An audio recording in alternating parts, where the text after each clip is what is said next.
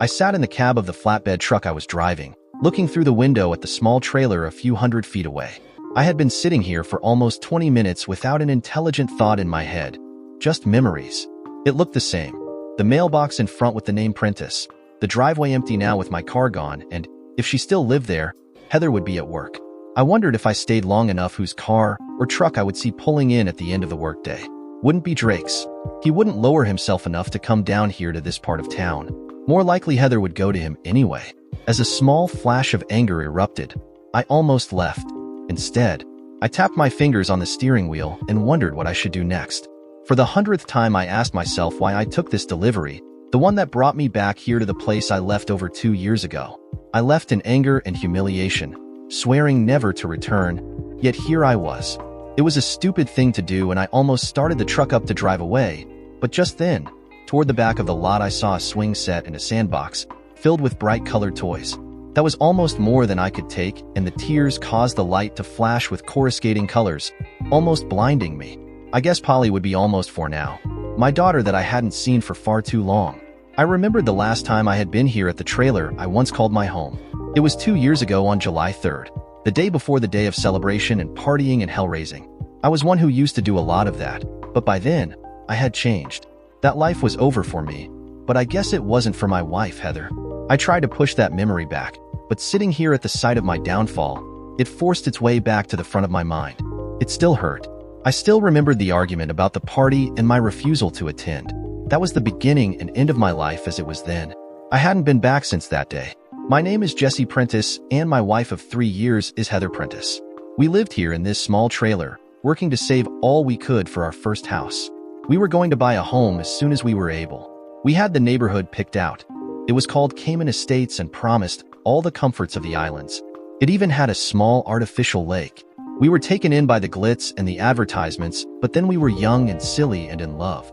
So, we watched the listings and the advertisements to see when a house was listed for sale. When one was listed, we went to see it with a realtor just to dream and make plans and dream some more. Heather was a licensed RN but wanted to work fewer hours than she would as a nurse, so she worked as a receptionist for a construction company in town. I was a licensed mechanic and I worked for the Ford dealership as a master mechanic. At 24, I was one of the youngest men there, but I was the only master mechanic, fully trained by Ford on all of their cars and trucks as well as Jaguar cars and some other foreign ones. I could do almost anything needed and, as a result, had a great job with a decent salary. Together, Heather and I were able to put a nice chunk of change back each payday. When I was younger, I did raise a lot of hell, but when I met Heather MacArthur, I was beginning to calm down. Heather was very popular and was one of the prettiest girls in school. She was a cheerleader, a majorette in the band, and dated only the biggest jocks and the captain of the football team. She was well known and sought after by a lot of young men when she graduated. At 18, she was no longer jailbait, and she had her pick of a lot of older men who wanted a good-looking girl to hang on their arms in public. I would see her around sometimes on the arm of some good-looking man. I certainly wasn't one of those. I finally met Heather by accident when she came in with her father to buy a car. Her dad was Walter MacArthur, a very wealthy man and well-known around town. Apparently, he had promised her a car for a birthday present, and they were here to pick one out. I was on my break, talking to Harry Sykes, one of the salesmen, when they came in. Both Harry and I spotted Heather at the same time, and we both said the same thing. Sweet Jesus, look at her. Not very original, but heartfelt just the same. Harry went out to offer his services as I watched from his office. She was just gorgeous. At least that's what I thought when I looked at her. She was wearing shorts with a loose t-shirt and tennis shoes. Her dad was in a suit and tie, but no one cared much about him. Harry was too good a salesman to let the girl distract him and began his sales pitch to the dad. They went over to look at a cute Ford Focus, red in color with a lot of options. The girl looked it over, turned to check out the rest of the display models, and, of course, gravitated to the Ford Mustang convertible. She walked over to it, and I watched as she leaned over the door to look inside. I decided that I was not going to miss this chance and walked over to stand beside the car. When she looked up, I smiled and asked if I could answer any questions. She took me for a salesman and just nodded toward her dad. Pop wants to buy me one of those little sedans, but I really dig this one. How much more is it than the one he's looking at? About the same, since that one is loaded with options. This beauty is pretty well stripped down to make the price lower. But it's got a lot more power, it's a ragtop, and it's a whole lot better looking. Just tell Dad that the price is the same and see what he says. But what's it missing? You say stripped down. What does that mean? No power seats, no satellite radio, no power mirrors, no leather, and no extras of any kind. That sort of thing. It's got all you need though: radio, air, power steering, windows, and locks. I saw her thinking and watched as she considered it. She looked back at the Mustang, then at me, and finally walked over to her dad. She said something, pointed at the Mustang, and smiled. So did he. Then they both went back to looking at the Focus. I smiled to myself. The girl had common sense, and that impressed me. I saw Dad and Harry walk toward his office, and I moved aside to let them pass. The girl walked over toward me and said, "The Focus will be a lot better for me. And I like the extras. The ragtop is cute, but not as practical." I agreed. We chatted and I finally introduced myself and told her I worked in the repair shop. She told me her name, and after a few more words, I asked her out. To my surprise, she accepted. That was the beginning of the best summer of my life. Heather and I dated all that summer and into the fall. After graduation from high school, she had decided not to go to college but to attend the tech center instead for a degree in nursing. She and her parents argued about it, but she went and got her license. But after checking into jobs at the hospital and the clinics, she decided to take a job at the construction company because she would have fewer hours and make more money. That was where she was working when I first met her. After working for almost 6 months, she took her car and clothes and moved into a small apartment with another girl. I talked with her dad just before she moved, and he said they were disappointed, but that Heather wanted to be on her own without help from her parents. She said they had given her so much, and she wanted them to begin to spend money on themselves instead. I thought it was a beautiful sentiment, and so did her dad. But he was sad to see her go. While Heather and I dated, we weren't exclusive by any means. I would have considered it, but not her. She was having too much fun. She and I had never had sex, although we did some heavy petting. She said she wasn't ready and wanted to stay a virgin until she felt she was ready to commit to someone. I wanted that someone to be me, but I didn't tell her that then. I asked her about her other dates, but she assured me I had been further than anyone else. That pleased me, even though I wasn't sure I totally believed her. But Heather told me a lot of things that I found hard to believe. At the time, it made no difference, since it was her choice, and if it wasn't me, then so be it. Things changed about 1.5 years later. Heather and I had been dating for all that time, and she seemed to be dating other guys less and less as time went on. I was moving toward asking her to marry me, but before I did, I made an offer on a double-wide trailer in a nice trailer park just outside of town. It had paved roads, mailboxes, lots of trees, and this particular trailer had a small porch with a white railing and an awning for the roof. It was vacant, and I wanted it in the worst way. I held my breath until the offer was accepted, and then it was mine. I spent that next Saturday moving all my stuff into the trailer with the help of a couple of the mechanics I worked with. We did the entire job in less than 5 hours, and I was now the proud occupant of 136 Calvin Lane, Whirlwind's Trailer Park. I hadn't told Heather anything about it since this was the final piece in my plan to ask her to be my wife. That evening, I drove over to Heather's apartment, intending to ask her to marry me. As I pulled in, I saw her getting out of a car with Drake Cunningham, one of the guys she worked with at the construction site. He was a big wheel, and I knew he was the son of the guy who owned the place. I stayed in my car and just watched as they walked over toward the door to her place. She had taken me up once to see it, but she never allowed me to come up after a date. She said the place was not all hers, and her roommate would be mad if she brought guys up there. She stopped at the doorway, took her keys out of her purse, and then said something to Drake. He shook his head and said something back. She shook hers again and started to turn away. Drake grabbed her shoulders and pulled her against him.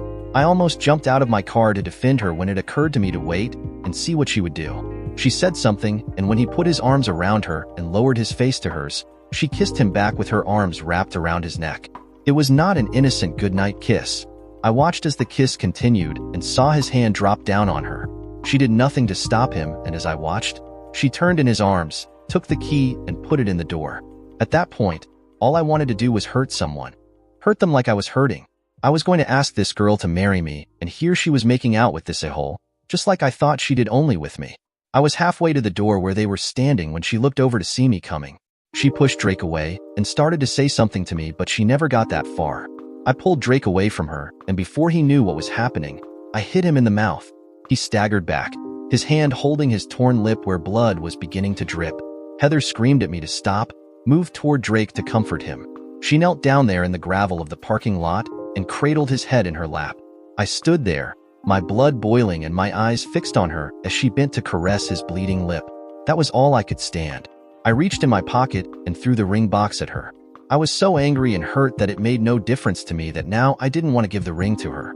I just needed something to throw at her.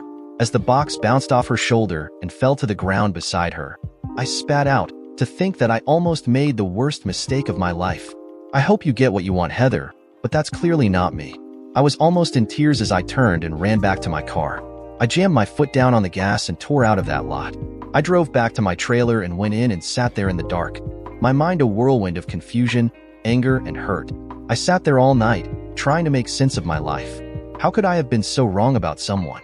I thought she loved me like I loved her, but what I saw was not a woman in love unless it was with the a-hole she was with at the time. No way could she love me and still do that. No way. It was almost light when I finally got up, walked back to my bedroom, and fell across the bed fully dressed. I fell asleep almost immediately, and I was so tired that I didn't even dream. I slept until almost noon before I woke again. I glanced at the alarm clock and just shrugged my shoulders. It was Sunday, and I had nothing to do now that Heather was gone. I decided to get up, shower, change, and maybe take in a movie. I shoved myself up and walked into the shower. It was small but big enough for a big man or 2 or 3 small kids. Right now, it was hot and that's all I cared about. I stood there letting the water run down over my head and shoulders and almost cried with relief. I hadn't realized how tight my shoulders were, and my neck was still tense. I felt the water begin to work its magic, and I leaned against the wall letting it. I was so tired I hardly recognized the small draft of air as she came into the shower with me. I stiffened, tried to turn to confront her, but the size of the shower kept me almost confined since she had her arms wrapped around my waist and her body pressed against my back. I finally succeeded and pushed her back and away from me. I tuned off the water and screamed at her, "What are you doing? I saw you with Drake, and it's clear to me you were about to let him follow you upstairs. I saw you, Heather. He had his hands all over you, and you didn't even try to stop him. I was there. I saw it all." She stood there, defiant, with a small smile. "No, you didn't. What you saw was me telling Drake that it was never going to happen between him and me. He was angry and was trying to force me to let him make love to me, but I wouldn't let him. I turned to open the door so that I could slip in and put it between us, but that's when you came over and grabbed him. That's bull, Heather. I don't believe you. That sure wasn't what it looked like to me. He had his hands on you, and you let him. You put your arms around his neck and held on to him when he kissed you. You're lying, but I don't know why. All you had to do was tell me you wanted him, and I would have backed away. It would have hurt, but I would have done it for you. You're wrong, Jesse, and I want you to understand that. You're the only man I want, and the one I want to make me a woman. If I can't convince you any other way, then I want you to take me now. Take me and make me yours. Do it now, Jesse, if that's the only way. I can't lose you now." I hesitated, torn with the desire to take her as she offered, but knowing how much she always told me it meant to her to be a virgin for her husband. But what did I see that afternoon? I found it hard to believe what she was telling me, but then I didn't know for sure. I never knew for sure about the things Heather told me. Had I stopped whatever might have happened by my actions? But then where had she been all night and this morning? With him? The question in my mind was whether I could trust her or believe her. That was the big question, and one I had to decide right away. I looked down at her face, turned up to mine and pleading. This was a moment that would define my life. If I chose to believe her, I opened myself up to the chance that she was lying and it would come back to bite me in the future. If I pushed her away, all my plans and dreams would change and the future would be one I had never considered. I decided to take a chance and believe her. I told her that and I thanked her for her offer, but that I couldn't do it, not knowing what it meant to her. She smiled at me. She backed out of the shower. I listened carefully and heard the door close as she left. I was going to ask her to marry me that evening, hoping and praying that I wasn't making a mistake. As I got ready to go out, a small nagging voice kept asking me where she spent the night. I tried to silence it and only succeeded when I got to Heather's place to pick her up. Then it was too late and I asked her for her hand in marriage. She accepted and I forgot everything but her. We did marry and she moved into the trailer with me. We continued to work and we were doing all right for money and were able to save a lot. We wanted to buy a house, but the down payment was more than we had at the time. We began to save now with a goal in sight. Heather got pregnant about a year after we were married and Polly came along 9 months later. Heather worked up until a month before she delivered and then went back to work 6 months later with Polly in daycare. We continued to save and work toward our own home. I had been taking as much overtime as I could since we were so very close to making the down payment. Polly was 2 now and ready for a room of her own. I was getting excited and had let the realtor know we were close. She said she would call when the next home came available. I was very tired and I didn't have a lot of time or stamina for going out, but I thought Heather understood that. We had a few arguments, but she usually backed down when she considered what we were working toward. She went out a few times with her girlfriends, and while I didn't like it much, I could hardly complain. She gave me no reason to doubt her, and she was usually home early. That continued until the day before the big July 4th holiday. I was really beat with working all the overtime and the extra 6 hours on Saturday. All I wanted now was to go home, take a long hot shower, grab a cold beer and take it out onto the deck and just flake out. I just wanted nothing and nobody except my wife and child for the rest of the weekend. Too soon it would be Monday, and I would do it all over again. But, hell, it was worth it. Soon we'd have the money for the down payment on that house over on Island Drive in Cayman Island Estates. Our dream home and our first real place. Not that the trailer was not a home, but after all, it was just a trailer. This was an actual house. For a mechanic with no formal education, it was a real goal. Just a few more weeks and we would have what the bank demanded for a down payment. It was almost 4 when I pulled in, saw that Heather's car was already there and went inside. She was in the back, and I just hollered to let her know I was home. I heard the water running, so I decided I could wait for the shower, grabbed a cold one and headed outside to my chair on the back deck. I kicked off my shirt and shoes and settled down with my feet up on the railing and my butt in the soft cushion of my glider. I let out a big sigh and took my first swig of the beer. Heaven. Pure heaven. I had no intention of moving the rest of the day. I was dozing as the tension left my body and I almost dropped my beer, but I snapped awake in time and took a big swig to try to stay awake. I was almost done with my beer and was considering going in for another when Heather came out. She had 2 beers with her and I told her how much I loved her. I took the beer and started to settle back when I noticed that Polly was not around anywhere. I had been listening to the silence and that meant no Polly. At that revelation, the fact that Heather was dressed to go out registered into my relaxed and slow-moving consciousness. Hey, where's the little one? And what's with the fancy duds? I told you that I was going to just try to catch a little rest and some sleep tonight. I need to wind down and let my body recover before I get back at it all over again. The money's great and we're making a real dent in that down payment, but it really takes it out of me. Heather stood there, a beer in one hand and her face beginning to cloud up like it did when she got angry at me. I had no idea what I did, but I figured I had no choice but to hear her out. She opened her mouth a couple of times before she got the words out. I sent Polly over to Mom's for the night. She'll keep her until we pick her up tomorrow afternoon. Tonight, you and me are going to a party. The company is setting up in Tomes Park for the fireworks, and the beer and hot dogs and stuff are on the company. We need to hurry to get good seats. We have seats in the amphitheater reserved just for employees and their families. You and me. So, get dressed and hurry it up. Bullshit, Heather. I told you I wanted to stay home tonight. That party is just a bunch of your work buddies, including Drake and his crowd. You know I hate him and that whole bunch, so why would you think I'd go tonight after I told you flat out I didn't want to go? Because I want to. I spend every afternoon at home with Polly and then nights with both of you. I never get to go out anymore. You never want to go out now.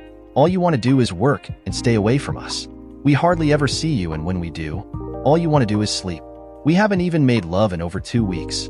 Tonight I want to go, and I'm going whether you go or not. I'd rather be with you, but if you won't go, I will. Fine. We'll go, but not to that damned party. Not with those people. I won't go that far.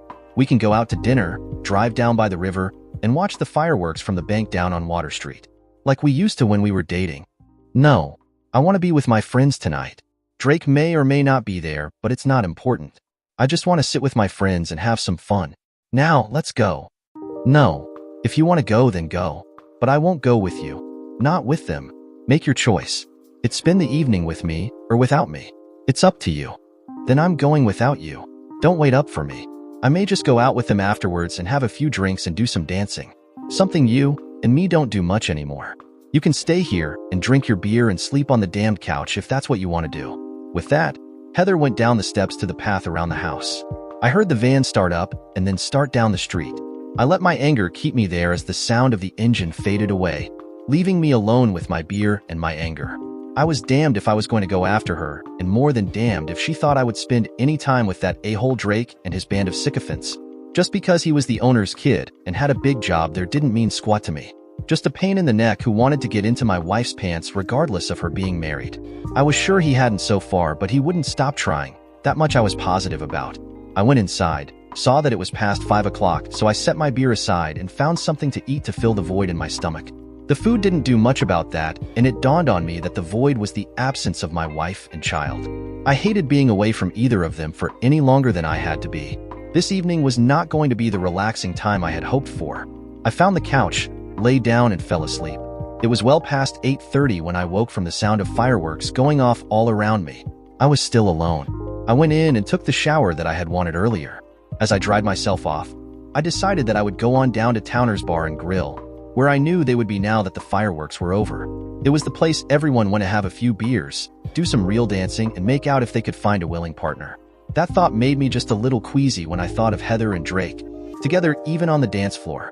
I felt that I had best make an appearance. I dressed in casual slacks and headed down to the place.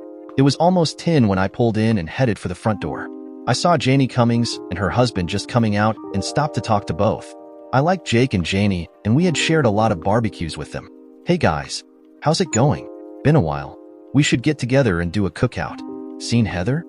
Janie looked at Jake, and that look made me nervous. I didn't like it at all. Something wasn't right, and I needed to know what that was. "Okay, what the hell is that look about? What's going on in there? Is there something I need to know?" Janie nodded to Jake, who then took the lead. "Look, Jesse, I think you need to get in there right away. Drake is making a real big play for Heather, and she's in some kind of snit tonight. She's not turning him away like she usually does. We both tried to talk to her, but she's not listening. Just be careful. Drake's got his boys around him, and they're keeping her friends away." "Thanks, Jake. I'll do just that." They followed me back in as I walked away from them and went inside, looking around as I strode onto the dance floor. As I looked toward the right where the booths where I spotted Drake sitting next to Heather, they were sitting very close, and I could see Drake's arm where it disappeared below the table. I knew where that hand was. Heather had a strange look on her face, one I had seen before. She was already showing signs of having too much to drink. I walked toward them, stopped at the table, and yelled at Heather, "What the hell are you doing, sitting with this a-hole? Get your butt up and let's go home." I don't know what I expected, but what I got was a grin from Heather just as I was grabbed from behind by two men, one on each arm. As they pulled me back, Drake got up, and before I knew what he planned, his fist landed on my chin. At the blow, stars exploded in my head and my knees buckled as I slumped toward the ground. The two arms holding me up prevented me from going down. I did stagger backward, and I pulled both of them with me. Heather watched this happen but did or said nothing that I could see. I do remember a small smile on her face just before I lost sight of her. As the stars faded, my anger came to the front and I struggled to get free. As Drake came toward me again, I stopped struggling and waited. As he came into range, I let the men holding me take my weight as I raised my legs and kicked out at Drake's face. I felt my shoes hitting flesh and felt a wild surge of glee. I had kicked the man good. That was the last I remembered as another man took Drake's place and hit me again and again in the face until the stars faded along with all the lights and sounds. I lost consciousness. When I woke, I was sitting in the seat of my car with the engine running. I was covered with blood and my face hurt everywhere. I also had a couple of bruised ribs and my stomach felt cramped from where fists had sunk in deep. I looked toward the bar and saw at least 4 guys standing there watching me. There was one guy standing by the car, and when I noticed him, he said only, "Get the hell out of here and don't come back. Your wife belongs to Drake tonight, and you'll get her back tomorrow. Tonight she belongs to him, not you. You come back and you'll get more of the same. Next time, we'll drive you over to the lake and let the car go off the edge of the road. Think about it." I did, and while I wanted nothing more than to go back in and take Drake on, I knew I had no chance. These 5 guys were watching and waiting, and I had little doubt they would do what he threatened. Drake had a lot of control over their lives. He controlled their livelihood. I tried to push my door open, but the guy pushed it back closed. He reached into the car and grabbed my shirt front. "Think before you make a mistake." I hesitated another few minutes before driving away. I had no choice at that time. I drove home, went inside and showered again, washing away the blood and the dirt. Afterwards, I looked at myself in the mirror and saw a bruised and battered face that was quickly growing black and blue. I had a beautiful shiner and a cheekbone that was twice its normal size, and I hurt all over. My head was killing me, but I was still alive and walking. As I walked into the living room, I sat down and took stock of my evening. I told Heather before tonight that I would not go to any of her company parties because of Drake and his henchmen. She had always accepted that before tonight. Also, I had told her of my desire to stay home this evening because of the horrible number of hours I had been working. She had agreed with that as well. But tonight, when I expected her to honor her agreement, she changed everything. She went out without me in anger and got together with Drake Cunningham. a man she knew I detested and who I didn't trust. And the worst thing was that when I went to bring her home, she ignored me and did nothing while Drake's men dragged me outside and beat me senseless. As I thought about what happened, my anger began to grow. I was furious and I wanted to do some damage to Drake and even to Heather. I could hurt him physically but not her. I weighed my options. First, I could get my pistol and go back and kill that scumsucker. That would give me serious pleasure but would also get me arrested and sent away for a long time. No, the gun was out. Next, I could wait until later and then go over to his place and sneak in and smack him with a ball bat while he was in bed with my soon-to-be ex. But I had heard through the grapevine that he had a state-of-the-art security system around his place, and that would also get me arrested. Breaking and entering was out. Anyway, I didn't want to see what I was sure I would see. Finally, I could do nothing and wait until Heather came home, then I could divorce her. Honestly, at that point, I considered that the best option. But it had drawbacks. First, I would be a cuck and everyone in town would know it. Second, since her family had money and I didn't, a divorce would mean I could lose most of everything we had, and that included custody of Polly. That was too much to lose. Anyway, I couldn't stand to stay here knowing everyone would know what happened and how I was humiliated by him and my wife. No, divorce was out, at least right now. I was still thinking what to do when I noticed the sun was starting to come up. She had spent the night with him. No word, no calls, nothing. Had she been any place but with him, she would have called me. There was no question now about what she had done and who she did it with. And the worst part of it was that this entire worthless town had allowed it to happen. Not one damned person had come to my aid. Not one person had tried to help. It was clear that Drake ran this place, and I was nothing but dirt to everyone else, including my wife. Now that she had made the decision, my path was clear. Without conscious thought, the decision as to what to do came to me. I was going to pack my bags and head out of this damn town. I wasn't going to divorce Heather because that would free her up to go with that a-hole Drake and allow him to take custody of my little girl. No way was that going to happen. She could have him if that's what she wanted. They would have to live as sinners, not able to marry, but they would have to live with that.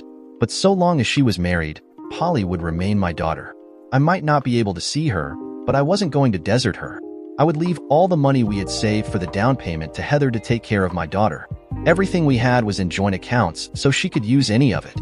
Once I had relocated, I would be sure to send half of my salary each month to Heather to take care of my daughter.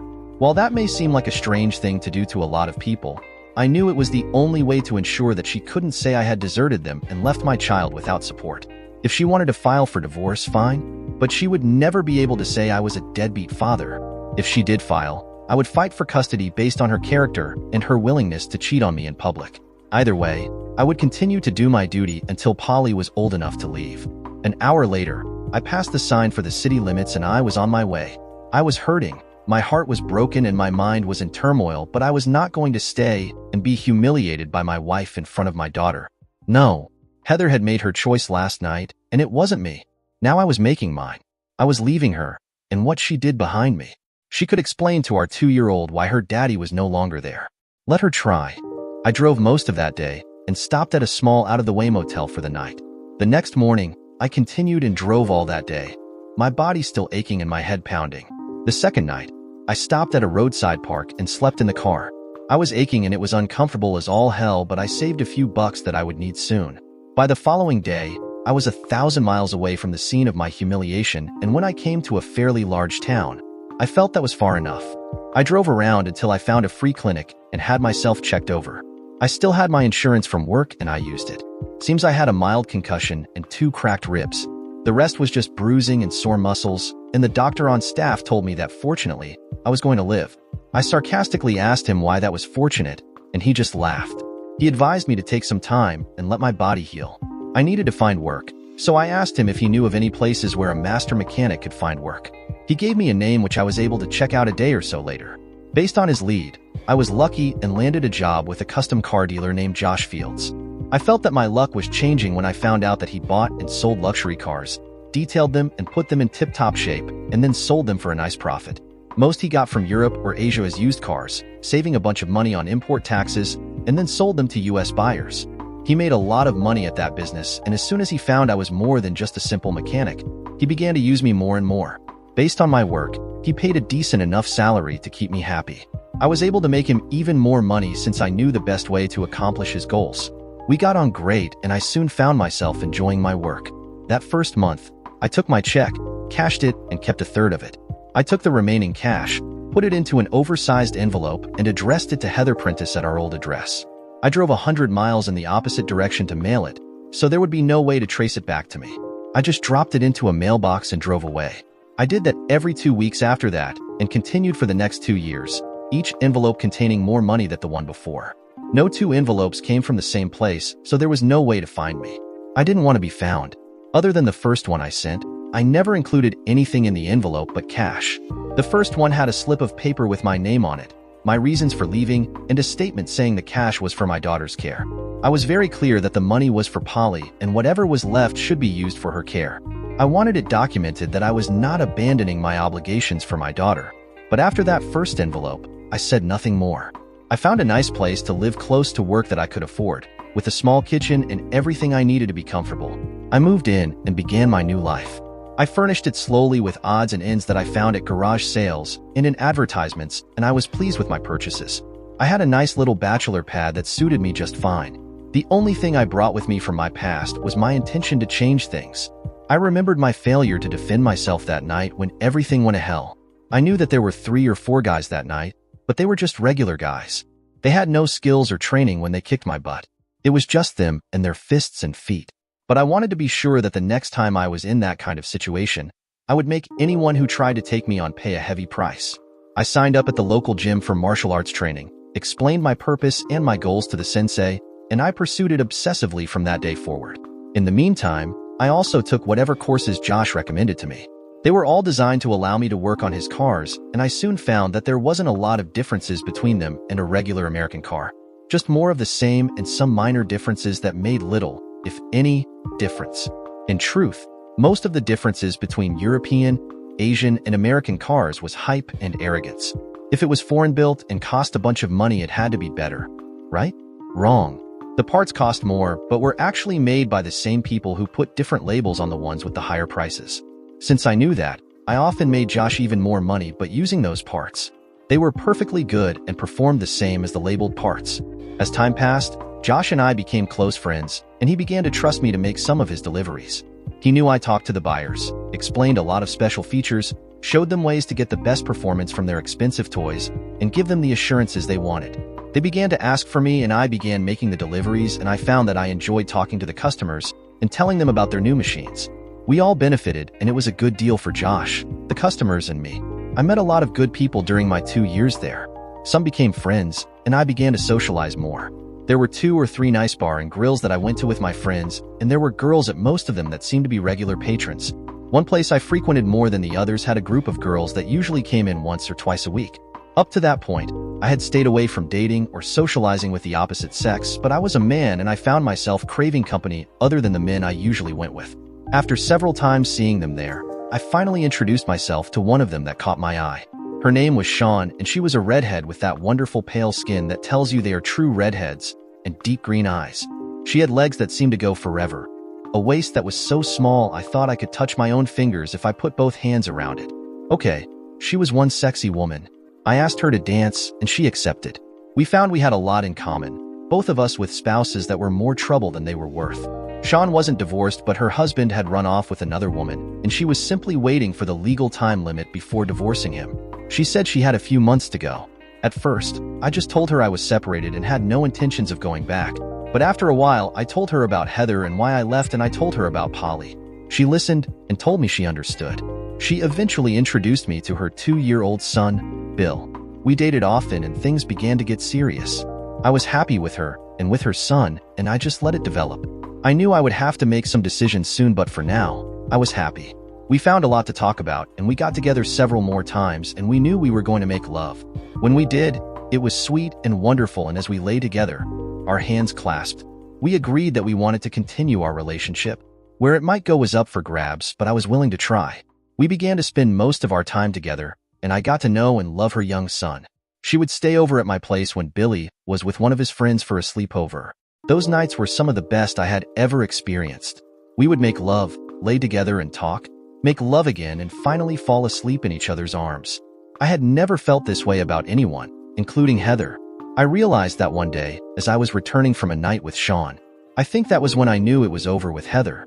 A few weeks later, Josh had a buyer for a Mercedes sedan that he had shipped from Germany.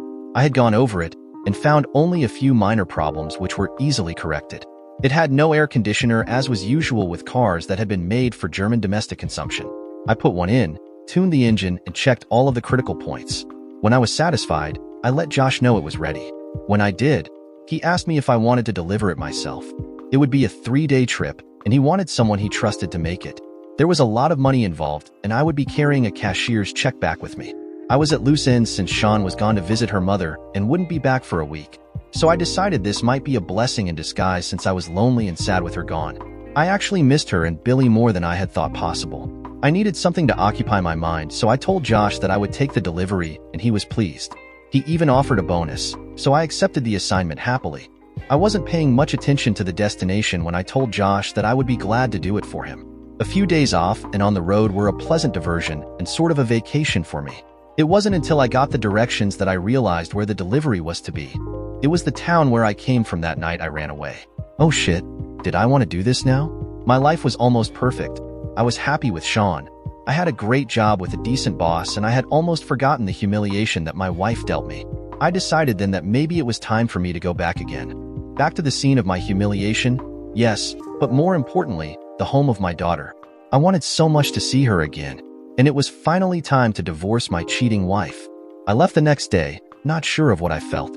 I made the trip, taking my time, and finally arrived. I found the address of the buyer and delivered the car to a gentleman on the west side of town, a side I had never bothered to visit since I could never afford anything there. I knew the man well, but only by reputation. It was Carl Cunningham, the owner of the construction company where his son Drake worked, but he had no idea who I was. As I read the address and the name, I swallowed my sudden flash of anger, remembering that Carl probably had no idea of what a shit his son was. He probably knew very little about Drake's life and how much of an a-hole he really was since he had retired and left the running of the business to Drake. I pulled into the driveway of a large home located on an estate of probably 25 acres of prime real estate in a suburb that boasted only grand estates. I had to announce myself at the gate and wait till the huge steel-barred barrier moved back to allow my access. I drove up the shaded drive and stopped where a waiting man indicated. As I jumped down from my truck, he introduced himself as the man I had come to see. I simply nodded and gave him my first name only. He told me to go ahead and get started. I backed the car off the flatbed. Carl inspected it inside and out. I went on a test drive with him, and I gave him the paperwork with the certification and the warranty. At that point, as he was reading the contract, he told me that the car was a gift for his son. This is for my son.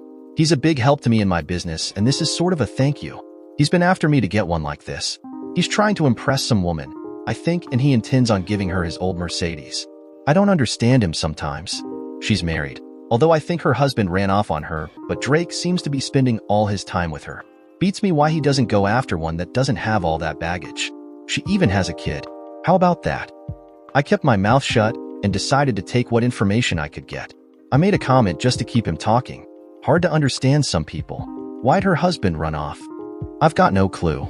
Drake said something about him being a coward and too afraid to stick around. And he was cheating on her, as Drake tells it, but Drake is a good man. He'll do right by her if she chooses to take him. Okay, so Daddy didn't really know what a shit his son was. Not surprising. Too bad though. Dad seemed like an okay sort of man. And wasn't it interesting that my faithful wife was spending her time with the man that ran her husband off? And he was giving her a car? In payment for what? I just nodded as men do when talking about other men's problems with women. Maybe so. Not my concern though, sir. I just work on these cars. I can't afford one of my own anyway. We made the deal. He gave me a cashier's check for the full amount and drove me back to my truck. I shook hands and drove away, and with absolutely no prior intention, drove over to my old neighborhood and parked the flatbed down the street from my old trailer. I sat there, not knowing what to do. I had a lot to think about now. It appears that with me gone, old Drake was having a go of it. Maybe the only way to get into Heather's pants wasn't to get her drunk. Maybe he had the secret after all, and maybe that night wasn't the first or the only time with him. Maybe the first time was much earlier. Maybe what I thought that night, that she had too much to drink, was really just her doing what she wanted to do anyway. But now, 2 years later, there I sat, looking at my past and trying not to let it get to me. The toys and the swing set did cause me some real grief which refused to pass. I had trouble breathing for a few minutes and my face was flushed and I was sweating like a pig, but I began to find some degree of control. I took several deep breaths, closed my eyes, and concentrated on the fine setting of the computer control of the gas injection sequence of the panic attack I was having finally passed, and I was almost calm again. That's when her van passed me, moved down the road further before pulling into the driveway. I knew it was her as soon as I saw it. It was the same old Toyota van with the same license plate.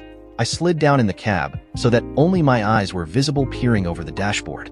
If she looked this way, it would appear that the truck was empty. I watched as she climbed out of the van and walked quickly up the steps to the door, looking neither left nor right. She seemed to be pretty chipper. I wondered where she was working now, although if she were smart, she wouldn't bother. I was sending her quite a bit more than she needed to take care of our daughter. She opened the door and went inside, closing the door behind her. I slid back up and was thinking that I should drive away as fast as I could when her mother's Mercedes sedan pulled up and stopped. I watched as Grace stepped out, opened the back door, and helped my daughter out of the car. Polly let Grace lift her out, and then I watched spellbound as she ran to the steps, went up like a whirlwind, and standing on tiptoes, opened the door and went inside. Grandma Grace watched her with a smile until Heather stuck her head out the door and waved. Grandma got back in her Mercedes and drove away. I sat there for another 20 minutes and watched as Polly came out the back door and started playing with the swing and her toys. After a few minutes, another little girl came over and the two of them played together. I was mesmerized, watching my daughter, understanding that I had missed her more than I knew. She was now almost 4, but she seemed to have changed so much in the 2 years I had been away. How was I going to be able to just drive off again and leave her? I couldn't.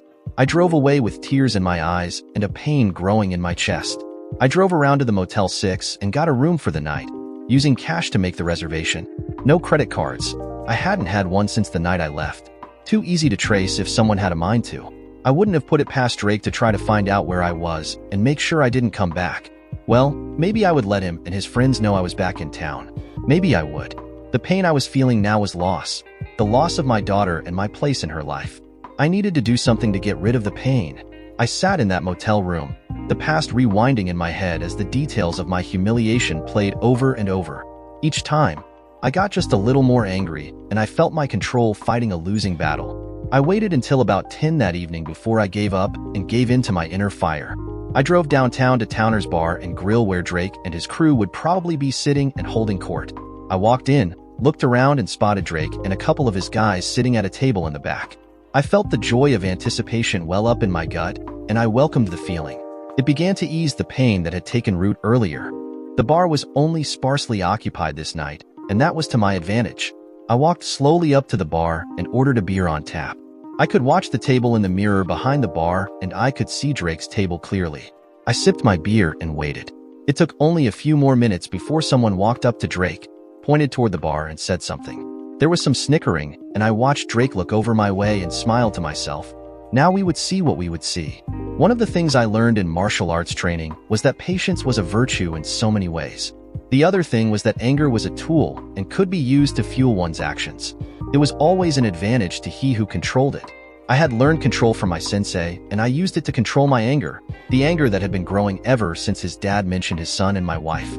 I patiently nursed it all evening as I sat in that motel room, and I let it simmer as I drove down to this place. Now, it was a clear, white-hot flame burning gloriously in my chest and in my mind. I stoked it a few more times just to be sure it remained hot and clean. All it took was the picture of Drake sitting there. Drake sent one of his minions first to check me out.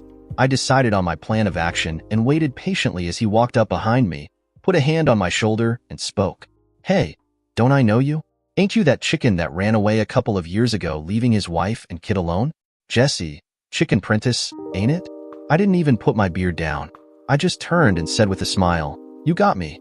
What can I do for you, friend?"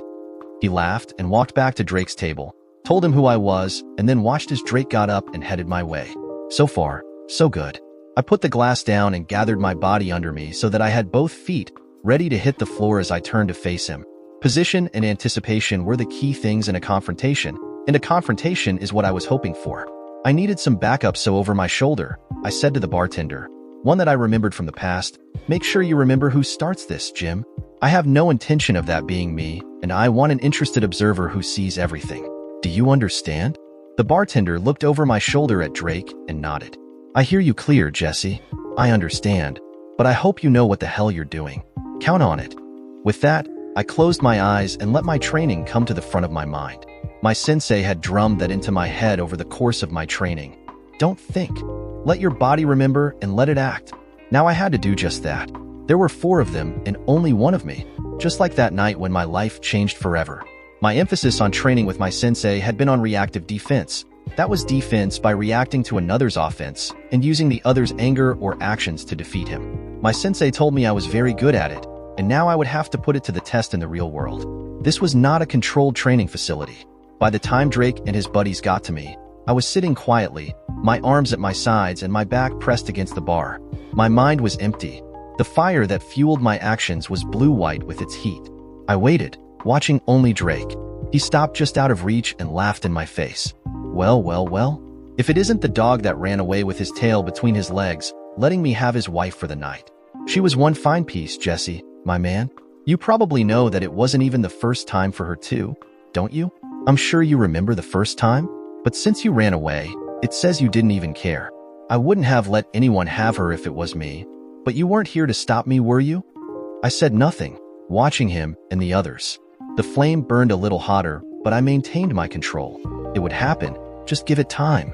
In my subconscious, I knew that only one of the men with him was someone I needed to be aware of. The rest were just background and would come in only when things were in control, and they were sure of not being hurt or having to fight. Besides Drake, that man was my only concern, and I never let him or Drake out of my sight. My silence seemed to bother Drake as I anticipated, and he started again. Why don't you run back to whatever hole you hid in for so long? We've gotten along without you for a good long time now, and Heather seems to be content with me. We're a thing now, and you can't do anything about it. I listened to his words, and my own mind wondered at the truth of it. I had this sinking feeling he was telling me the truth. This was his territory, and here, he was king. No need to lie, and no need to worry about me. As I heard his words and the truth began to make itself known, my inner fire blazed almost out of control. With an iron will, I damped it down. Now it was time to push the buttons and end this farce. I wanted my revenge, and while my sensei would not approve, I had to do this. I had been dreaming of it for years, and now I was going to make it happen. There was no way I was walking away this time. Now, I would finish what Drake started 2 years ago. First, push the button and then wait for the reaction. I decided to push it hard and get this over. I put a sneer into my voice as I spoke. I doubt Heather is with you, Drake. She wanted a lot more than I could give her, but she always had taste. You're a nothing, and she knew that. You were always a loser, and she felt bad for you. She didn't like you, but she did pity you. So did I. Just a poor loser who couldn't get a date without his daddy's money. Only able to keep a woman if he had 4 or 5 guys to help him. Do you let them in bed with you to keep your women happy? Do they have to hold them down while you do them? I watched the anger flare up in his eyes, and I waited for the response. I had pushed. Now he reacted. Drake stepped closer and reached out with both hands to take me by the collar and pull me toward him. I let him, and when he pulled, I pushed away from the bar and took Drake backward. 2 steps, and then he lost his balance and fell to the floor as I raised my arms inside his, breaking his hold. He hit the floor hard, hitting the back of his head as I stopped and waited. None of his buddies had yet moved. The action happened so fast. Now they were undecided, looking from Drake to me, and again, I watched them and waited. 2 of his guys pulled Drake to his feet. His face was blood red and his breathing was fast, indicating his fury. He was already out of control, and I knew with a thrill of satisfaction that this fight was already over. Just a few more moves and he would be done, but I didn't want it to end too quickly. I would take him out fast and then turn my attention to his boys. I felt as much anger for them as for Drake. They were his surrogates, and they would pay the price I needed to exact. I let my body relax and waited for his next move. Drake ran toward me with rage on his face, his arms out in front trying to grab me. As he came within reach, I turned slightly sideways, grabbed one of his arms and pulled him with all my strength, jerking him off balance. He stumbled and ran face first into the edge of the bar, my arm assisting his flight. His nose hit first, followed by the rest of his face, and the solid thunk indicated the end of Mr. Cunningham's desire to fight. He crumpled in a pool of blood and slid to the floor, one of the bar stools tipping over as his body fell against it. I could see his broken nose and a few of his teeth that had fallen out. I knew with my arm grab and pull, his shoulder was dislocated as well. Except for a brief glance, I hadn't turned to watch Drake's flight, instead watching the others. I was rewarded by the one I had anticipated as the one to watch turning toward me even before Drake's demise. With a loud curse, he stepped toward me and pulled back his arm to throw a punch. He was a big man, and as I waited for him to swing, I remembered this man as the one who stood at my car and told me that he would do more to me if I stayed. He told me that Heather was Drake's for the night and laughed at me. I was going to do more than just disable this one. He threw the punch and I twisted to one side, then back as his swing hit thin air. I watched and sure enough, he turned cat-quick and tried to strike again. This time I let the punch get almost to my face before grabbing his arm and twisting, letting my legs go limp, putting all of my weight on his twisted arm. As his arm hit the edge of the stool, I heard the snap clearly followed by his scream of pain. The arm had broken just below the elbow, my weight and the angle putting an ungodly strain on the bone. As he backed away, I let just a touch of my anger out as I struck him with one blow to the chest, right in the middle and just above the bottom of the chest bone. I finished it with a kick to the groin, and he collapsed unconscious to the floor. Just to make sure that he was out, I kicked him in the head and landed 3 more stomps on his groin. Say goodbye to the family, Jules. My sensei would have been proud. I wanted to kill him, but I didn't. 2 down, 2 to go. The other 2 were now more cautious and tried to take me in a pincer's move, 1 to each side. They were scared but saw no way past me. I smiled at them, then stood motionless. My eyes closed and my senses heightened, once again waiting for the aggressor to make the move. I would simply respond. Self-defense? I said a silent thanks to my sensei as they went for me. I did as he would direct. I grabbed each behind their heads and used their momentum to ram their heads together, watching the lights go out of their eyes as they fell unconscious to the floor. 4 started and 4 ended up on the floor. I walked over and just for spite, kicked Drake between the legs. He was out and didn't react, but it felt good, just the same. I returned to the bar, picked up my glass and drank a sweet draft of draft beer. It had never tasted so sweet. I wasn't even breathing hard as the fight had taken nothing out of me. As I sat the glass back down, Jim looked at me like I had just grown a second head. My God, Jesse, I've never seen anything like that in my life. How did you learn to do that? Jesus, man, they never had a chance. I felt a surge of anger come over me that had nothing to do with Drake and his crowd. This stupid town, this stupid place that stood by and watched. I turned to Jim, the same bartender that watched that night, and gave vent to my anger. Just like me, here in this bar, right, Jim? I never had a chance, and not one goddamned person lent me a hand. That includes you, Jim. No one even raised a voice to try to stop it. Not you, not my wife, and none of those that said they were my friends. I told myself that night that I would never let it happen again, and it never will. You can pass the word if you want. Come near me without my permission, and it may be the last thing you do. Now, I'm leaving. Just tell the cops what happened, and try to have the guts to tell it truthfully. It's best you do, Jim, because if you don't, I will be back and you won't be happy. Where are you going, Jesse? What do I tell them if they want to get in touch with you? I'll be at the Motel 6, just down the street. I'm alone, but I'm leaving tomorrow at dawn. So if they want to talk to me, tell them to make it quick. And remember what I said. Tell them the truth, or you'll find I can be very hard on those that try to screw me. I walked out of the bar and drove back to my motel. I should have felt elated over my victory, my revenge on Drake and his cohorts. But in truth, I felt nothing. The words of both Drake and his buddy about my actions that night 2 years ago and Drake's assertion that Heather was now his did get to me. I thought I was over that the time I spent away from her was enough to erase the pain of her betrayal. But I was wrong. It still hurt, and his words brought it all crashing back down on me. My victory tonight was a hollow one. I had gone over that night in my mind 1,000 times. Why had I chosen to run away? I knew the reasons I gave myself as I drove away from the scene of my humiliation, but did I ever believe them? I had questioned why I gave up so easily and never found a reason that justified it in my own mind. The big one was that Heather chose to betray me with the man she knew I hated. I think I knew that night that my marriage was over. Even if I had stayed, it was done. Another was that I was outnumbered by Drake and his gang. But why didn't I stay and confront her the next morning when she came home? I did stay all night and I was still there when the sun came up, but when she hadn't come home, why had I just given up? For the same reason I went away. I believed my marriage was over when she went with Drake, and there was no way I could ever forgive that. That was the truth, but it didn't stop the hurt and the pain of giving my daughter up.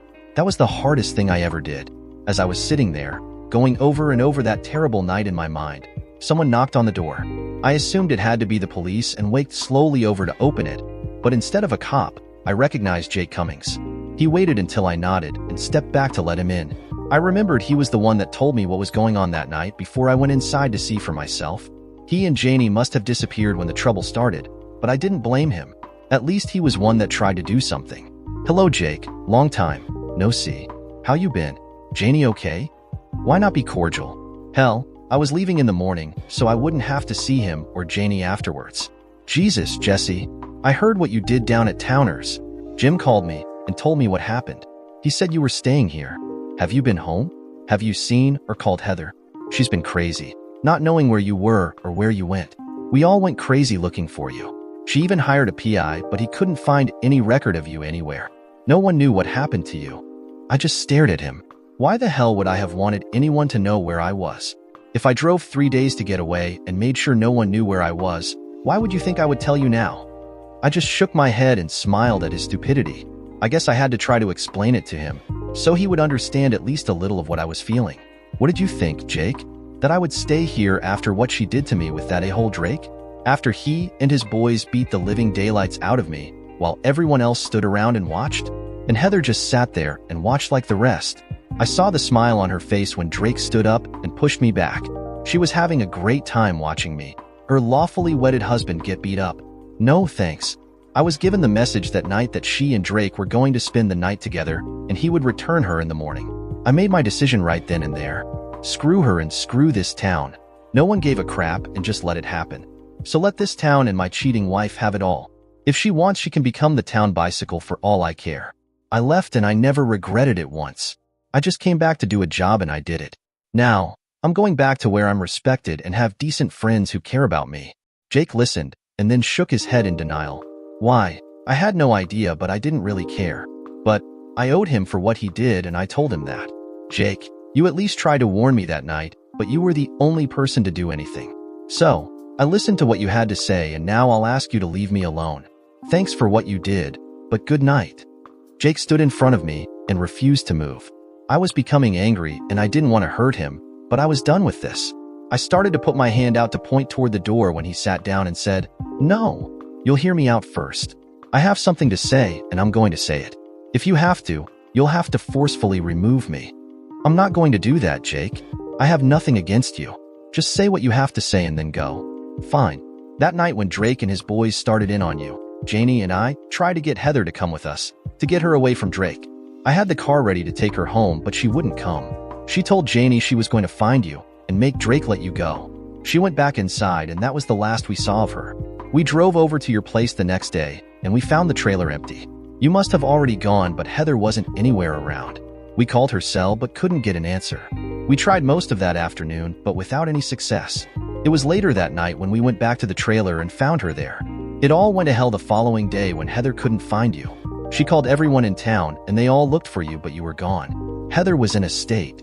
She was almost hysterical and we couldn't get her calmed down for days. We finally took her into the hospital and they kept her a few days for exhaustion and depression. I was surprised at that, but not enough to change my mind about what happened. I could believe Heather never expected me to run away, but then she never knew me well enough if she expected anything else. And, at the same time, she was the one that went out without me, the one that made it clear she was going to do whatever she wanted and with whoever she wanted to be with. She was the one that chose to be with Drake Cunningham that night. That brought me back to reality in a hurry and reminded me that she was not the innocent that Jake thought she was. When Heather was finally discharged from the hospital, she went in and quit her job at the construction company. She told us she filed a complaint against Drake, and he offered her a lump sum payment to drop the charges and not leave. He had to keep it all from his old man, you see. She decided to take the settlement, but only if he promised to let her alone. That's when she took a job at the hospital. But during it all, she never stopped trying to find you. We all did our part to help since we all felt guilty for not doing more that night. Heather knows you're back since I called her after Jim talked to me. She was excited and ready to come to see you, but she's afraid to talk to you. She knows she screwed up bad that night, and she knows she's responsible for making you leave as well as the beating you took trying to get her to come home. I know how you saw it, and you have to understand that you were only partly correct. She did go out without you, and she did end up in that bar with Drake, but most of that was just bravado. She said she had no intention of staying with him, and when you showed up, she was ready to make you grovel, but Drake took it out of her control. When the fight started, all hell broke loose and you were gone before she could do anything. Now he looked a little uncomfortable as he finished his tale. He couldn't meet my eyes as he ended with, "She never explained to us where she went that night and she never admitted to doing anything. But we decided to believe her, Jesse. We think you should too. Now Jake stood up and walked toward the door. I don't know what to tell you, Jesse. I know Heather loves you and misses you, and so does Polly. I guess it's all up to you. I wish you luck, my friend. I walked him to the door. I hear what you're saying, Jake, and I appreciate your intent, but she made a choice that night that caused this to happen. She knew what would happen if I showed up, but she did it anyway. What she did caused all of this, and I refused to take the blame for it. I was working for a goal we both decided was important. She knew my feelings about Drake and those people she worked with, and she knew I wanted no part of them. That wasn't acceptable to her, but rather than try to work it out, she defied me, my wishes, and chose to do something no married woman should do. She went to a bar with another man, and she had too much to drink. She knew what might happen, and she did it anyway. Please don't try to make me the bad guy here, and the only one that can make it right. Jake looked at me sadly for a second, and then finished. Whatever you decide, Jesse, I'll be with you. You know her better than any of us, and she made a big mistake that night. Maybe you're right, and she did betray you. I kinda agree with you, but Janie couldn't see any bad in Heather. You're the one that has to make the right choice here. So, just be careful you make the right decision for you. Jake looked at me for another second before opening the door and walking out. The click of the door closing sounded loud in the sudden silence. I sat down on the bed and lowered my head into my hands. He was right in what he said, and I knew it, but my anger hadn't disappeared just from what I had done. I was still furious with her, and what she cost me.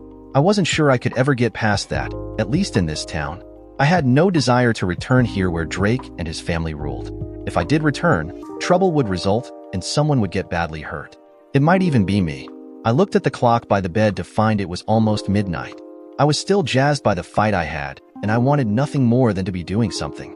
I stood, thought for a second, and then decided to take a drive by the old Cayman Estates where we had planned on buying a house for the three of us and for any more children that might come along.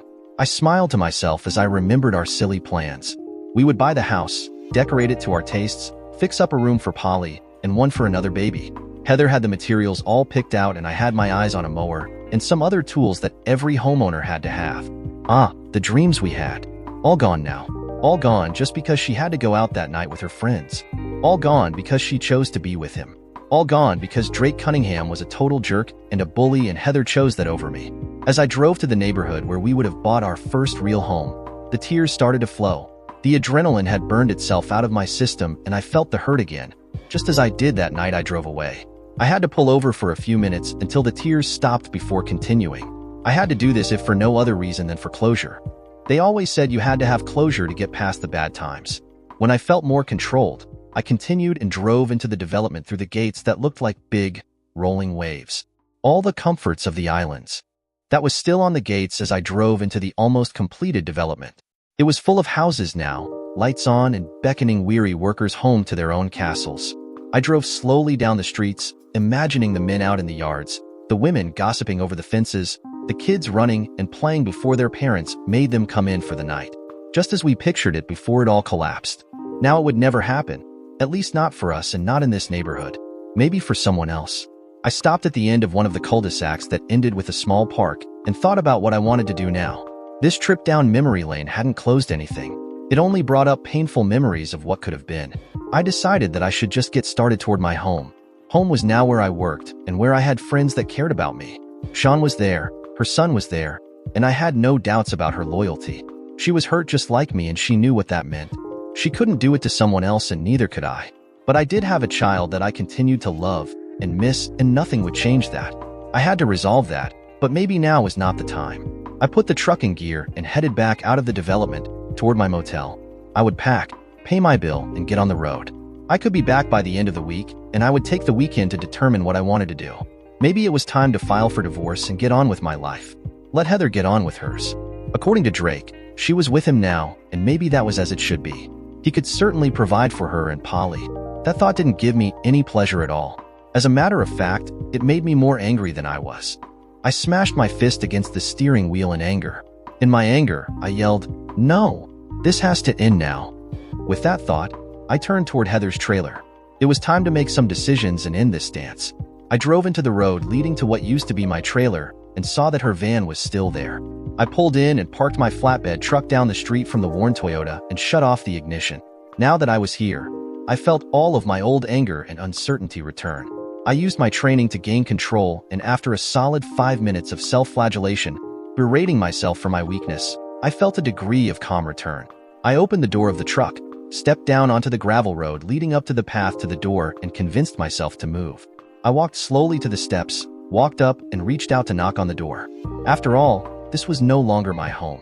As I waited, working on my breathing to regain my hard-earned calm, I looked at the small porch fronting the trailer. It needed work, paint and sanding, and a general reconditioning of the plank floor. Well, that was no longer my job now, was it? But it still rankled, knowing that I had worked my butt off to buy this place and make it ready for Heather and my child, and because of her and her damned need to party and screw around, it was going to pieces. As I felt some of my calm slipping away, the door opened. As I focused on the face in front of me, I saw that it was the face of Heather's mother, Grace MacArthur. What was she doing here? Her Mercedes was not here, only the van. I stepped back in surprise, but not before she had seen me clearly. "Jesse? Is that really you? My God, Jesse. Come in. Come in. God, where have you been all this time? What happened? Jesse, come inside." I stood there, my own surprise temporarily freezing me in place. As Grace spoke, she reached out and grabbed my arm and was tugging me inside the door. I finally found myself following her inside. The door slammed behind me as Grace led me into the small living room, the one I had been so proud of.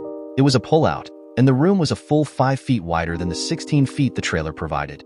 The pullout contained a couch, a chair, and a small storage shelf. Grace pointed to the chair and asked me to sit. I did as she asked and just stared at her for the time it took for me to process her presence. For background, Grace never liked me. Her husband, Walther, had no love for me, but he did accept me as his son-in-law with some reservations. Grace, on the other hand, always felt Heather had married beneath her and never hesitated to tell me or anyone else how she felt. Now, she acted as if she were glad to see me. And why was she here, with her car gone and Heather obviously not here as well? Polly? Where was Polly? "Hello, Grace. Yes, it's me, and I used to live here, if you remember. Of course you never stopped by when I lived here, but now that I'm gone, you seem to have little trouble finding the place. Anyway, I was in the area, delivering some merchandise, and decided to stop and see my daughter." "Where is my daughter, by the way? I assume Heather is out with her boyfriend, Drake? She must be helping him get better. I hear he had a bad accident." I snickered to myself at that. It certainly felt good to remember him slamming headfirst into the bar. Grace had the grace to blush at my comments. She and I had never gotten along, and it seems that nothing had changed. Well, so be it. All I wanted was to see my daughter, and if the opportunity presented itself, to deal with Heather. It was time to divorce each other and let her get on with her life. All I would ask for was liberal visitation to see Polly. I wanted nothing more from her or the life I had here. That life was gone, along with my marriage. Heather had moved on, or so it seemed. Now it was time to make it legal. Heather is out tonight. She called me and asked me to sit until she could take care of something. I don't know what it was, but she said she'd be back around midnight. Polly is in bed and I sit for her sometimes. Walt and I both try to help when we can. I send enough for her to hire a decent sitter and to find a better place to live. She has no need to ask you for charity.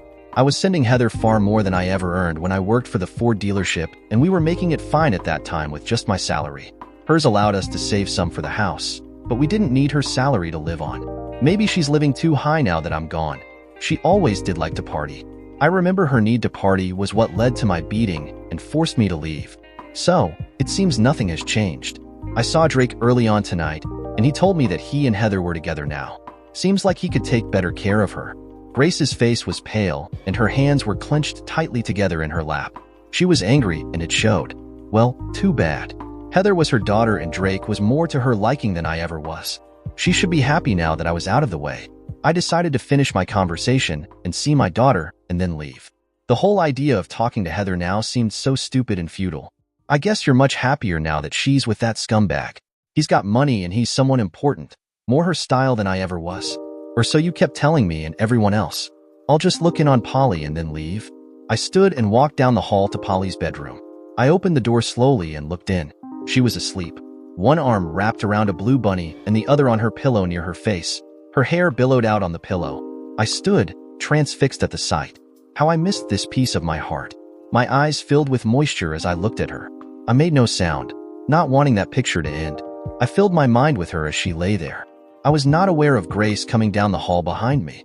She laid one hand on my shoulder, and I made no effort to move away. She wasn't worth the effort. She's missed you almost as much as Heather. Both of them cried for so many nights after you left. You broke their hearts, and it's taken all this time to heal. I turned away to look at her as she backed away. Her face was set, and she seemed determined to say more. You have to come back to the living room and sit down and listen to me, Jesse. If you want to leave after that, it will be your choice. But if you don't listen, you'll be proving me correct in what I believed of you. She turned and walked down the hall, and with one more look at my sleeping daughter, I followed. I walked into the room, chose the single chair that used to be the one I took to watch TV and to sleep in when TV was dull. I sat down and looked at Grace. I nodded and leaned back, ready to listen. I cared not one damned bit about what she thought of me. Grace had to have her say. Her time to tell me what she thought of me and how it was all my fault, and I could listen. She meant nothing to me anymore. Actually, she never had. Say your piece, Grace. You need to blame me for everything, and that's just fine. I just don't care what you think now any more than I did before. I tried with you, but I wasn't good enough. So, go for it. Grace faced me, her lips pinched in disapproval. I need to tell you what happened that night and afterward. You were gone, and you have no idea of what your wife and daughter went through. I'll tell you so at least you'll know the truth. That much I can do. You're right. I never thought you were right for Heather. I always believed she would choose someone more of her level.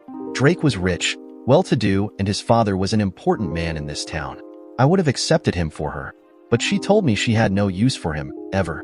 She always said she would rather die than be married to someone like him. I laughed at that.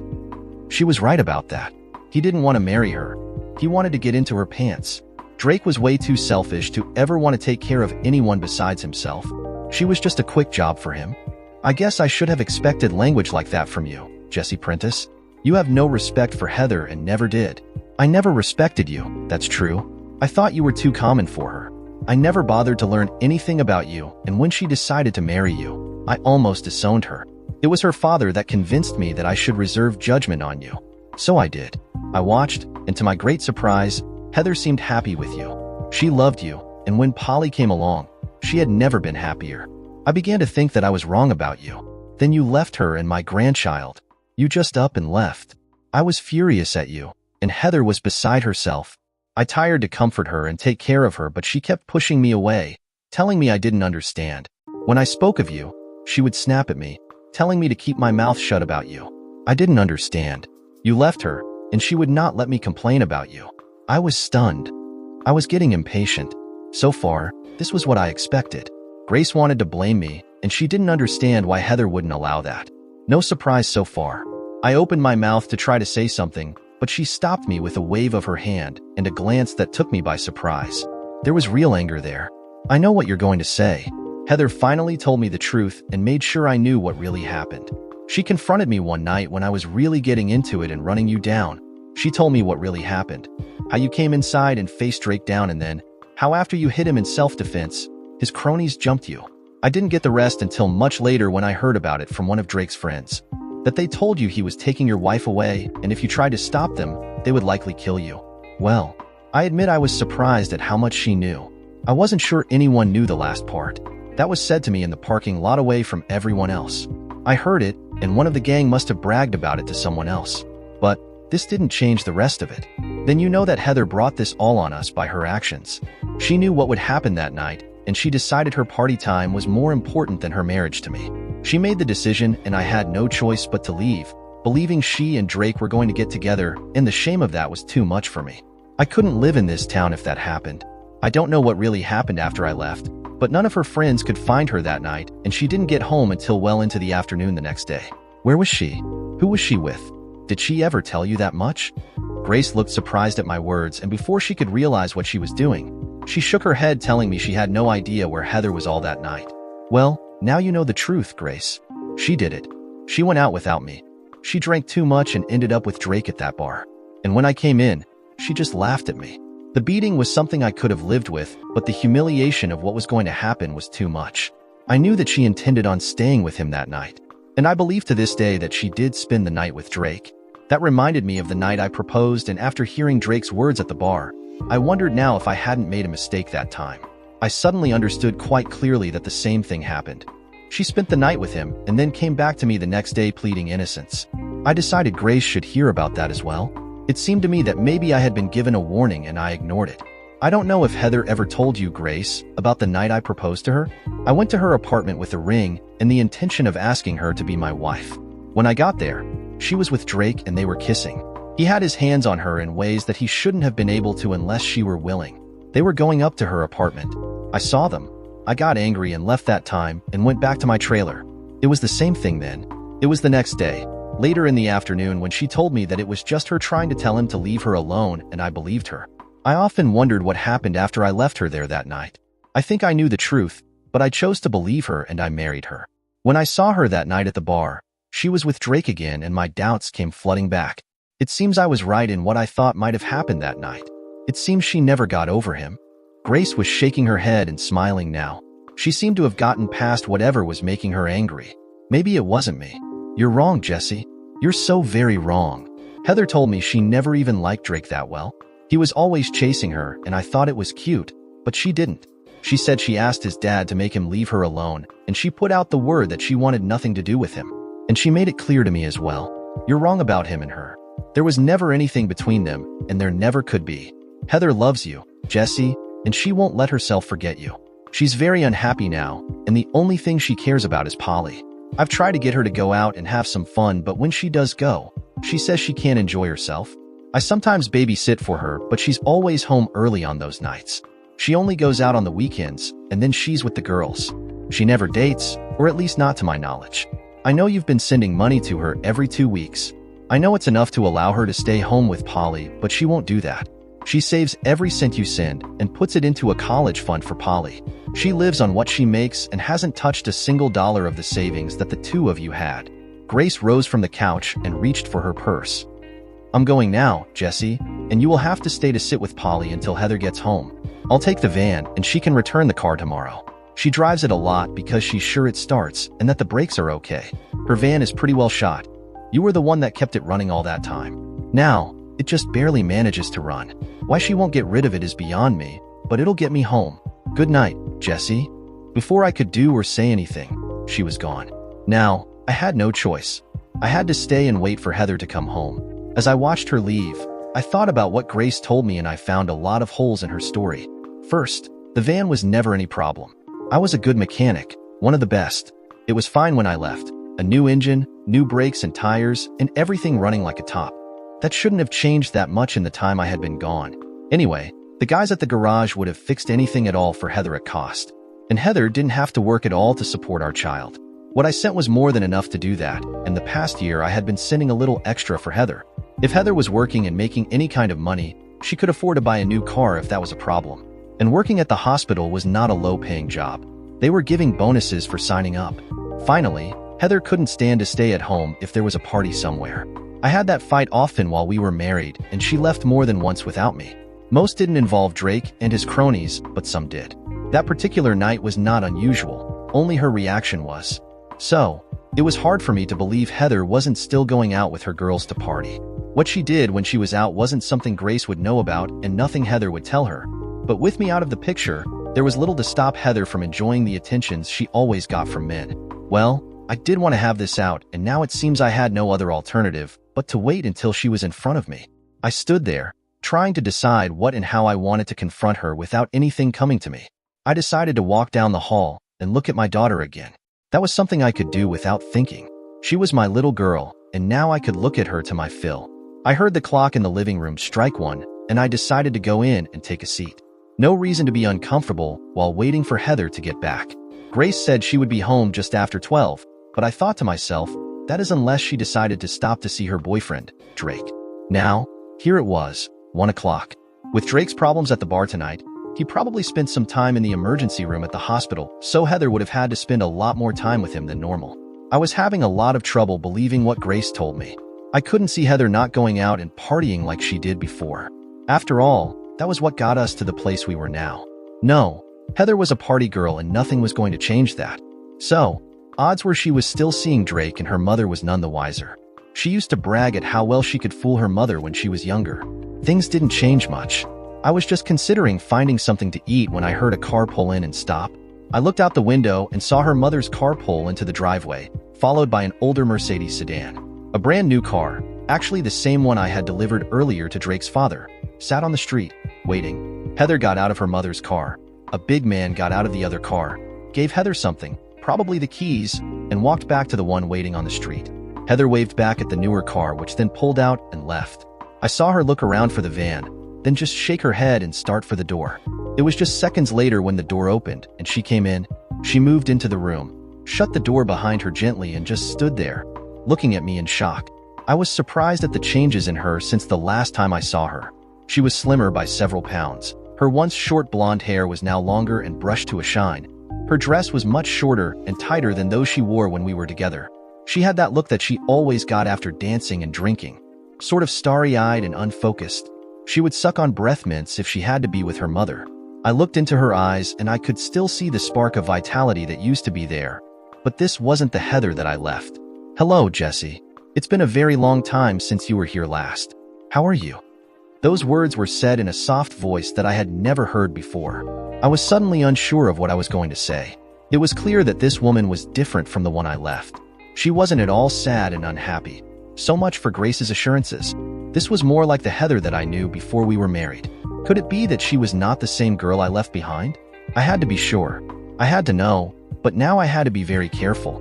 "Hello, Heather. I'm good, thanks. And it's been over 2 years since I was here last. The last time was the night you decided to party with your friends without me. I'm sure you remember that night." She moved over to the couch and sat down. She took off her coat and dropped it beside her on the couch. She had on a short skirt, one that just reached her knees, a blouse that looked to be a size too small, high heels, and way too much makeup. She must have come directly from a party. She raised her eyes to meet mine and said, "Yes, Jessie, I remember that night. I remember it very well. As a matter of fact, I can't forget that night. I see you when I close my eyes, and I see them drag you outside. That's all I remember before Jake and Janie dragged me out the back door. The first lie of the night. Well, now I knew what was coming and how she was going to play it. Now, my mind was suddenly made up. I decided to encourage her to tell me more. Maybe a few details would help. Maybe some of what they did to me would help her make up a good story. They worked me over pretty well outside, Heather, the 4 of them. I had a concussion, some broken ribs, and some internal bruising. It hurt for weeks afterward. They knocked me unconscious and put me in my car. They stood there, Heather, waiting for me to wake up. And do you know what they told me that night? I'll tell you the exact words. They have never left me. They said, "Get out of here and don't come back. Your wife belongs to Drake tonight, and you'll get her back tomorrow. Tonight, she belongs to him, not you." That's what they told me, Heather. They told me if I tried to get to you, they would make sure I went off the cliff into the lake. That's what they told me. I guess I wasn't so stupid as to think of dying for you since you chose to be with Drake. So I went home and waited, and you never came home. No calls, no excuses, no pleas for me to come get you. Not a word. It was morning before I decided you had been with him all night. Since everyone saw what you did and what happened to me, I decided that I couldn't live with the shame. I left. She had tears in her eyes as she listened to what I said. When I said, "I left," she broke down and began to cry. I watched, unable to make myself go to her as her shoulders shook and her sobs filled the quiet. She stayed that way for long minutes before the tears stopped and she quieted. She wiped her eyes and again raised her eyes to mine. I could see the tears had not been real. Her eyes were bright with her contempt. "Nothing happened, Jessie. All I can remember is that Janie grabbed me and pulled me toward the back as Drake and his guys pushed you out the door. I was with Janie and she and Jake made sure that Drake didn't come for me. He and Janie stayed with me all night and into the next morning. I tried to call you all night, but I couldn't get an answer. When it was light, they took me back to the trailer, but you were gone. I had no idea where you were, and I waited for you to come home, but you never did. Why would you expect me to come home, Heather? You deliberately shamed me by going to that bar with Drake and sitting with him and making out with him. I saw where his hands were, and I saw the smile when you saw me. It was one of satisfaction. I was so angry that I could have killed both of you. But Drake decided to be a big man. That's when he and his men took care of me. And just so you know, I didn't even leave until late that next morning. I waited all night for you, and you never once called. You never came home, and you were with him all night. And I talked with Jake this afternoon. He said you wouldn't go with him and Janie. They never saw you again until later the next day. They even went to the trailer to try to find you but couldn't. So much for your lies, Heather. As I sat in our trailer, aching from the beating I had been given by Drake and his gang, and waiting for you, I remembered that night at your apartment when I was going to propose. I know now that I made a mistake by trusting you then. I should have been more suspicious, but I loved you, and I let my love convince me that you were telling me the truth. I guess with what you did that night and with my thoughts on what I saw those years ago, it came to me that I had been a fool. So, I chose to leave. Oh God, Jesse, I was the real fool. I know what I did and I will regret it the rest of my life. That night at the apartment, I was telling you the truth. The only thing I did wrong was to tease Drake a little by telling him I was in love with you. I wasn't going to take him up to my apartment. He had never been there, and I was making sure he wasn't going to get up there this time. I had already told him no, but I wanted to get the door open and have it between me and him. That's when you showed up. I let him touch me earlier just to make him less suspicious. That was my mistake, and that's what you saw. I swear to you that all I said was the truth. And the night of the party, everything I did was wrong. I was angry, and in my anger I got stupid. I wanted to hurt you, but never by doing anything with Drake other than using him to make you jealous. I wasn't drunk, only a little tipsy. I knew what I was doing, and when I smiled, it was just because I was happy that you finally came to get me. But when Drake got up and rushed you, I knew then that everything was going wrong. That was not what I planned. It wasn't what I expected, and when Drake got up, I was so surprised that I just sat there. I saw him swing at you and I started yelling at him to stop, but no one listened. Then everything went to hell, and the next thing I knew, I was in my driveway at home. I spent the night with my parents. It wasn't until the next morning that it all came home to me what I had done. You were gone, and I then understood what you must have thought. You didn't know where I was, and the last thing you knew, I was still with Drake. It all came down on me then. I knew that I had driven you away, and I had no idea where to reach you.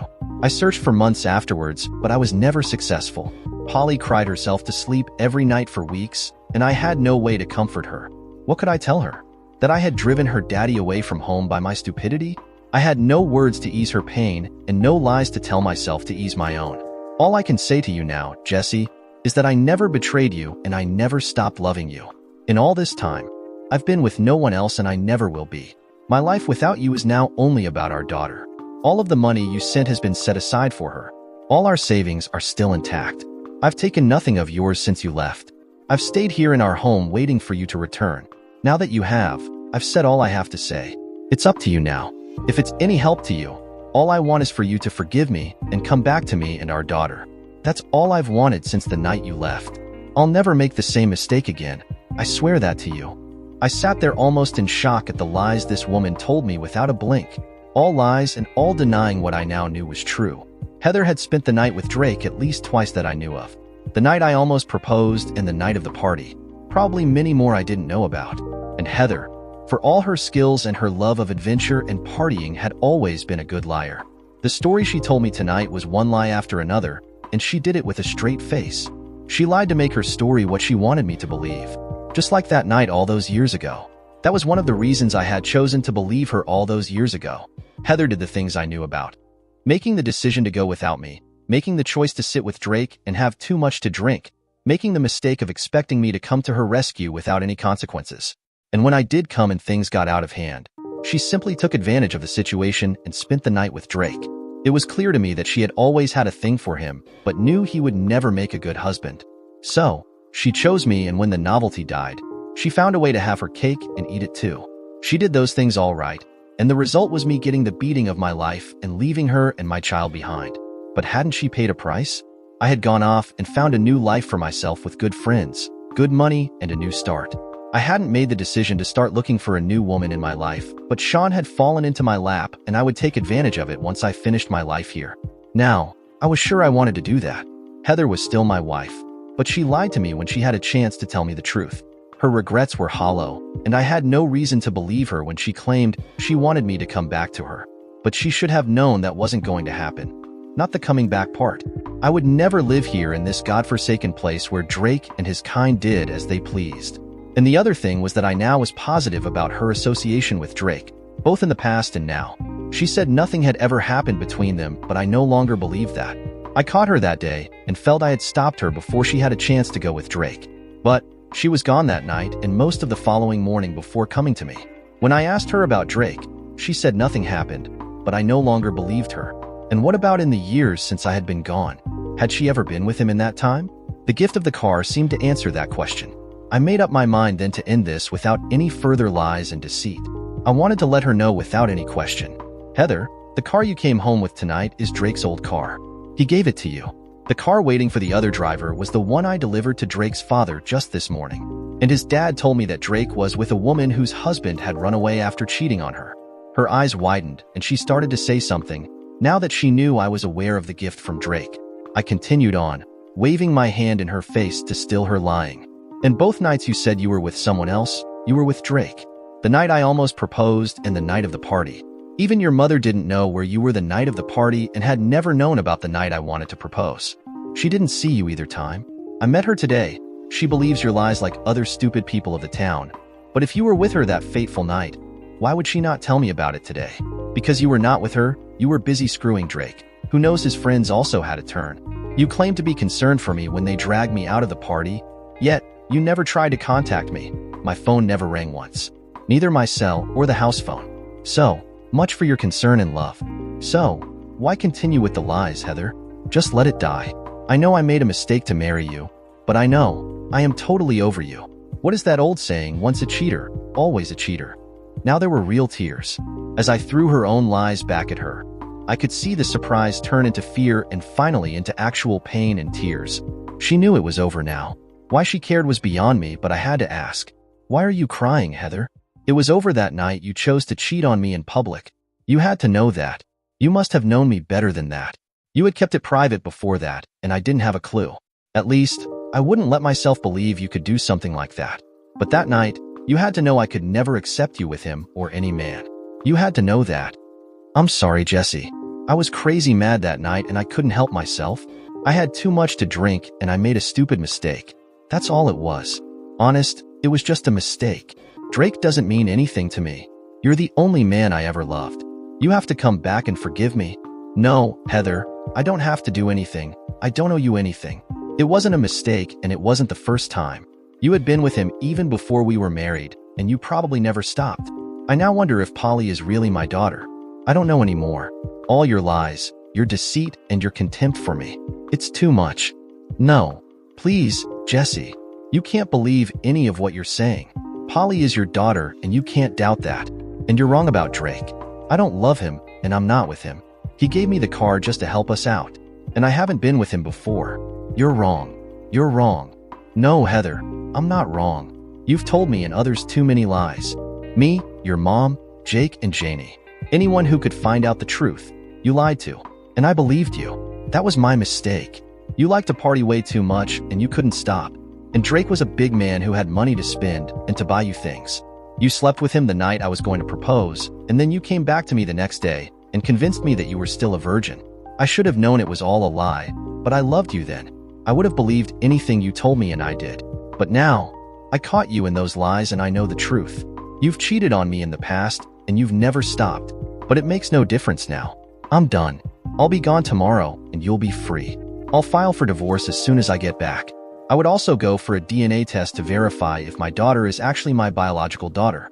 Trust me, Heather, if that test fails, I would be suing you for parental fraud. Heather was now stunned with the way things had gone. Why she wanted me to stay was beyond me. Could she really love me as she said? It was clear she at least thought she did, but it wasn't enough to make her remain loyal. She had to cheat with Drake. He was rich, a playboy, and someone who didn't care about rules or fairness. She and he were of a type and deserved each other. I'll give you all I have here, Heather. The savings account, the money I sent, the trailer, and anything else here. Take it all. It means nothing to me anymore. I just want to forget you and what we had. It was all a lie and not worthy of remembering.